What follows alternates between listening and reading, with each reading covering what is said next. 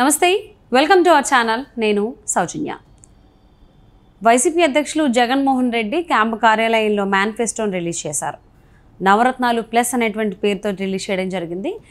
మరి దీనిపైన భిన్నాభిప్రాయాలు వినిపిస్తున్నాయి జనాల నుంచి. మరి రెస్పాన్స్ ఎలా ఉంది ఏంటి ఈ అంశానికి సంబంధించి మనతో మాట్లాడడానికి, వారి విశ్లేషణని మనతో పంచుకోవడానికి ఈరోజు మనతో పాటు ఉన్నారు సీనియర్ పొలిటికల్ అనలిస్ట్ అంకమరావు గారు ఉన్నారు. వారితో మాట్లాడదాం. నమస్తే అంకమరావు. జగన్మోహన్ రెడ్డి రిలీజ్ చేసినటువంటి మేనిఫెస్టో ఏదైతే ఉందో దాని మీద భిన్నాభిప్రాయాలు వినిపిస్తూ ఉన్నాయి. సో ప్రజల రెస్పాన్స్ ఏ విధంగా ఉంది అంటారు? ఫస్ట్ ఆఫ్ ఆల్ భిన్నాభిప్రాయాలు ఏమి లేవు, ఒకటే అభిప్రాయం అనిపిస్తూ ఉంది అందరి మధ్య. కార్యకర్తలేమో తలబాదుకుంటున్నారు, నాయకులేమో ముసుగేసుకొని పనుకున్నారు, ఆయనలోనేమో ప్రేతకడ కనపడతా ఉంది.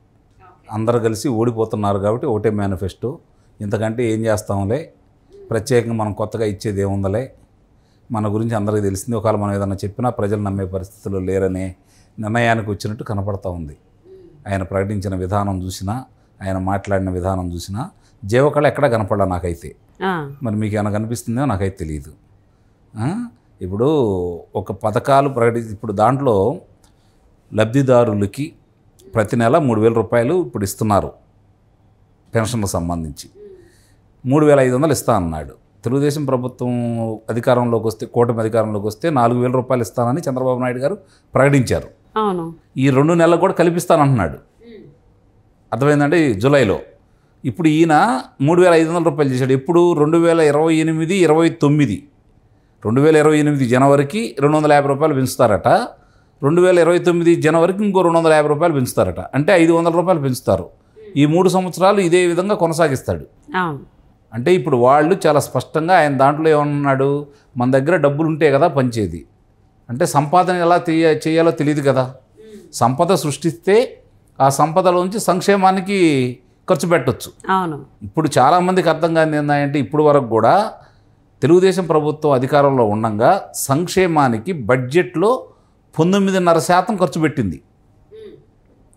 వీళ్ళు ఈ 5 సంవత్సరాల్లో నేను చాలా సంక్షేమం చేశామని చెప్పుకుంటున్నారు కదా, బడ్జెట్లో 15.08% మాత్రమే ఖర్చు పెట్టారు వీళ్ళు. దీన్ని ఒకసారి అందరూ అర్థం చేసుకోవాలి. వీళ్ళు ఇచ్చింది 2,70,000 కోట్ల రూపాయలు. ఇప్పుడు ఆయనే చెబుతున్నాడు కదా చాలా స్పష్టంగా, సంక్షేమం ద్వారా వాళ్ళు ఇచ్చింది 2,70,000 కోట్ల రూపాయలు. మిగిలిన డబ్బులు ఏమైపోయినాయి? 10 లక్షల కోట్ల రూపాయలు అప్పు చేశారు ఈ ప్రభుత్వం వచ్చిన తర్వాత. రమారమి 12.5 లక్షల కోట్ల రూపాయలు రాష్ట్ర ఆదాయం వచ్చింది. మరి ఈ చూసుకుంటా ఉంటే 2,70,000 రూపాయలు మీరు ఖర్చు పెట్టారని మీరు భావిస్తున్నారు కదా, మిగిలిన 18 లక్షల రూపాయలు ఎక్కడికి వెళ్ళినాయి? 18 లక్షల కోట్ల రూపాయలు ఎక్కడికి వెళ్ళినాయి? దేనికి వినియోగించారు? అప్పులకి ఎంత తీర్చారు? మౌలిక వసతులకి వేరే దానికి ఎంత ఖర్చు పెట్టారు? ఇప్పటి వరకు దానికి సంబంధించిన లెక్కలు ఏమన్నా ఉన్నాయా? ఈరోజు ప్రజలు ఇవన్నీ కూడా ప్రశ్నించుకుంటూ ఉన్నారు. ఇకపోతే అమ్మఒడి తెలుగుదేశం ప్రభుత్వం వాళ్ళు కనుక అధికారంలోకి వస్తే చంద్రబాబు నాయుడు గారు ఇంట్లో ఎంతమంది పిల్లలు ఉంటే అంతమందికి ఇస్తామన్నారు. గతంలో కూడా చంద్రబాబు నాయుడు గారు ఇంట్లో ఎంతమంది పిల్లలు ఉంటే అంతమందికి కూడా పుస్తకాలు ఇచ్చారు, వాళ్ళకి ఫీజులు కట్టారు, అలాగే బ్యాగులు ఇచ్చారు, బట్టలు ఇచ్చారు, బూట్లు ఇచ్చారు, సాక్సులు ఇచ్చారు, ఆడపిల్లలకి సైకిళ్ళు కూడా ఇచ్చారు.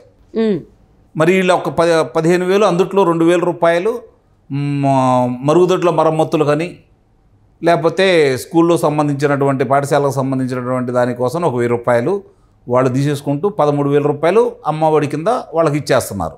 కానీ చంద్రబాబు నాయుడు గారు రేపొద్దున ఎంతమంది పిల్లలు ఉంటే అంతమందికే అంటున్నారు. అంటే నువ్వు అక్కడ పోటీ పడలేకపోయావు. రైతులకు సంబంధించి తెలుగుదేశం ప్రభుత్వం ఉండగా రైతులకు సంబంధించి వాళ్ళకి 50,000 రూపాయలు రుణమాఫీ చేసింది. అలాగే 1,50,000 చూసుకొని దానికి 5 విడతలుగా తీరుద్దామని నిర్ణయించుకున్నారు. 3 విడతలుగా ఇచ్చారు. మిగిలిన 2 విడతలు ఎన్నికల ముందు ఫిబ్రవరిలోనే వాళ్ళు బ్యాంకులో రెడీ చేసి పెట్టుకుంటా ఉంటే వచ్చిన సిఎల్వి సుబ్రహ్మణ్యం గారు ఆ రోజు అది పక్కన పడేశారు, రైతులకు అందజేయాల. ఆ డబ్బులే ఈ 5 సంవత్సరాలు నువ్వు నడుపుకుంటా వచ్చావు. నువ్వు ప్రత్యేకంగా దాని సంపద సృష్టించి అయితే రైతులకు ఏమీ లేదు. తెలుగుదేశం ప్రభుత్వం రైతులకు సంబంధించి చాలా స్పష్టంగా ఆ రోజు రైతు రుణమాఫీ కొంత చేయటమే కాకుండా మిగిలిన విధంగా చూసుకుంటా ఉంటే వాళ్ళకి నాణ్యమైన విత్తనాలు అందించింది తక్కువ రేట్లకి, భూసార పరీక్షలు చేయించింది, మెట్ట ప్రాంతం వాళ్ళకి మిర్చి కానీ ఈ కానీ కప్పుకోవడానికి టార్పాలు అందజేసింది, ట్రాక్టర్కి సంబంధించిన పరికరాలు అందజేసింది రాయితీలతోటి. అలాగే వీటన్నిటికంటే కూడా ముఖ్యం రాయలసీమ ప్రాంతం కావచ్చు, మెట్ట ప్రాంతాల కావచ్చు, డ్రిప్ ఇరిగేషన్ అంటే బిందు సేద్యాన్ని వృద్ధి చేయడం కోసం ఎస్టీలకి, ఎస్సీలకి 100% రాయితీతోటి, మిగిలిన వాళ్ళకి 90% రాయితీతోటి ఆ రోజు తెలుగుదేశం ప్రభుత్వం అందజేయబట్టి ఈరోజు రాయలసీమ నుంచి ఢిల్లీకి ప్రత్యేక రైల్లో ఇక్కడ పండించినటువంటి హార్టికల్చర్కి సంబంధించిన పండించినటువంటి పంటలు ఢిల్లీకి వెళ్తూ ఉన్నాయి. అది తెలుగుదేశం పార్టీ సాధించినటువంటి ఘనత. ఇప్పుడు దాన్ని బేరీజ్ వేసుకుంటున్నారు. నీ జిల్లాలో అన్నమయ్య ప్రాజెక్టులో ఇబ్బందికరంగా వచ్చేసి ఆ రోజు వరదలకి ఈ రోజుకి దాని మరమ్మతులు పూర్తి చేయలేదు. ఆ చనిపోయిన బాధితులకి మీరు ఈ రోజు వరకు కూడా అండగా లేరు. ఎందుకు లేరు అని చెప్పని చాలామంది ప్రశ్నించుకున్నారు. వాళ్ళకి అర్థం కాని ఏంటంటే మరమ్మతులు చేసి నీటి ప్రవాహం వస్తే ఇసుక దోపిడీ చేసుకోవడానికి అవకాశం ఉండదు. ఇసుక దోపిడీ కోసం ఇంతమందిని మీరు ఇబ్బంది పెడతా ఉన్నారు. ఇది గమనించని పిచ్చివాళ్ళైతే కాదు కదా ప్రజలు కానీ, రైతులు కానీ. ఇవన్నీ కూడా వాళ్ళు లెక్కేసుకుంటా ఉన్నారు. ఇక మీరు ప్రకటించిన మేనిఫెస్టోలకు సంబంధించి వైఎస్ఆర్ చేయూత లేకపోతే లబ్ధిదారుల గురించి మీరు ఈరోజు చూసుకుంటా ఉంటే టిట్కో ఇల్లుకి ఒక్కళ్ళకు కూడా అంటే ఉచితంగానే వాళ్ళకి అందజేస్తానని చెప్పని ఆ రోజు మీరు ప్రకటించారు. వాళ్ళకి అందజేయలేదు ఈ రోజు వరకు కూడా. అలాగే 28 లక్షల ఇల్లు కట్టిస్తామని చెప్పని వాళ్ళకి మీరు తాళాలు గుర్తిస్తాము, అందరూ గృహప్రవేశం చేయటమే అని చెప్పని అన్నారు. అది చేయలేకపోయారు. మీరు గతంలో ప్రకటించిన ఏమి కూడా 99% మీరు చేశామని చెప్పుకుంటున్నారు కదా, అవి ఎటు చేయలేకపోయారు. కాబట్టి ఇప్పుడు ఏం చెప్పుకోలేకపోతున్నారు మీరు. తెలుగుదేశం పార్టీ వాళ్ళు, కూటమి వాళ్ళు ప్రకటించినటువంటి 6 హామీలను చూసుకుంటా ఉంటే మీరు తేలిపోయారు. ఇదే బాధపడుతున్నారు ఈరోజు మీ కార్యకర్తలు కావచ్చు, మీ నాయకులు కావచ్చు. నాయకులే ఇంట్లో ఏడుస్తున్నారు, కార్యకర్తలు బహిరంగ ఏడుస్తున్నారు, అంతే తేడా. అంటే యాక్చువల్లీ ఎప్పుడైనా కానీ మేనిఫెస్టో అనేది చాలా పోటాపోటీగా ఉంటుంది. కానీ ఇక్కడ ఆల్రెడీ చంద్రబాబు గారు పెన్షన్కి సంబంధించి 4,000 ఇస్తానని చెప్తే ఈయన 500 తగ్గించి 3,500 ఇస్తానడం ఏంటి? అది కూడా ఏంటి 2 విడతల వారీగా 28-29 సంవత్సరం అంటే మళ్ళీ అధికారంలోకి వస్తే అప్పుడు ఇద్దామని విడతల వారీగా అంటే ఎన్నికలు తాయలాలి. అది కూడా మళ్ళీ 29లో ఎన్నికలు వస్తాయి కదా, అప్పుడు ఎన్నికల ముందు తాయలాల కింద లెక్క అనమాట అది. అండ్ అలాగే ఈవెన్ వికలాంగులకు కూడా ఆయన ఆల్మోస్ట్ 10,000 వరకు చెప్పడం జరిగింది చంద్రబాబు గారు. సో అంటే ఏది కూడా చంద్రబాబు గారికి మించింది ఏది మేనిఫెస్టోలో ఎక్కడా కనిపించట్లేదు. పేరుకు మాత్రం నవరత్నాలు ప్లస్ అనే ఉంది తప్ప. సో అంటే ఎలాగో ఓడిపోతాం కాబట్టి ఏది ప్రకటించినా ఒకటే అని ఉద్దేశంతో ఇలాంటి ప్రకటించారా? ఏమై ఉండొచ్చు అంతే, అందుట్లో అనుమానమే లేదు. ఎటు మనం ఓడిపోతున్నాము, రేపు పొద్దున వంక చెప్పుకోవచ్చు కదా. వాళ్ళు అది ప్రకటించినందుకు వాళ్ళ ప్రజలు నమ్మారు, మేమేమో ఉండ వాస్తవాలు ఉండ డబ్బుల ప్రకారం ఆలోచించాము, మాకెటు సంపద సృష్టించడం చేత కాదు, పరిశ్రమలు తీసుకురావడం చేత కాదు, ఉండ పరిశ్రమలు తరిమేయటం తప్ప, కానీ ప్రత్యేకంగా మాకు మరి ధనం ఎట్లా వస్తుంది రాష్ట్రానికి, అందువల్ల మేము ఎట్లా ప్రకటించామని చెప్పి చెప్పుకోవడానికి ఈరోజు వాళ్ళ అవకాశం దొరికింది.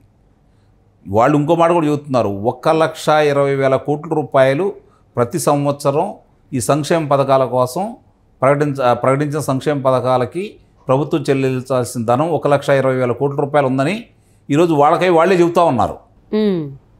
అది చంద్రబాబు నాయుడు గారు ఎలా చేయించగలరో, ఎలా చేస్తారో క్షుణ్ణంగా ప్రజలందరికీ తెలుసు. ఇవాళ ప్రత్యేకంగా చెప్పుకోవాల్సిన పనేం లేదు. సూపర్ 6 పథకాలతోటి వీళ్ళు ప్రజల్లోకి విపరీతంగా వెళ్ళారు. నవరత్నాలు +2 అనే పథకాలతోటి వాళ్ళు ఈరోజు పాతాళానికి వెళ్ళిపోయారు. ఇది ఒక రకంగా రాష్ట్రానికి మంచిదే. ఎక్కడో ఏమోలో కొంత బిలుకు మంటా ఉంది ప్రతి వాళ్ళకు కూడా.